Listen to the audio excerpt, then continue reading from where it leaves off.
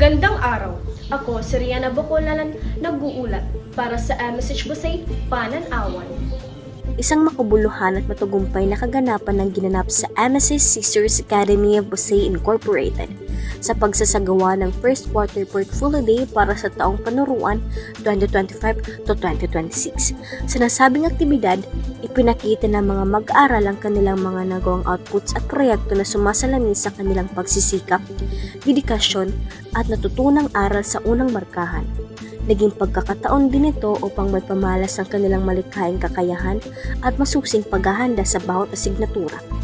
Dumalo at nakiisa ang mga magulang, guro at panauhin bilang pagsuporta at pagkilala sa pagsusumikap ng mga kabataang musician. Higit pa sa pagpapakita ng mga gawa, ang Portfolio Day ay nagsisilbing inspirasyon para mas lalo pang magsikap ang mga estudyante sa kanilang paglalakbay tungo sa kaalaman at tagumpay. Isang kaganapang tunay na nagpatibay sa ugnayan ng paaralan, mag-aaral at magulang. Muli, ako si Rihanna Bocolalan mula sa MSH Busay, Pananawan. From every angle, for every student.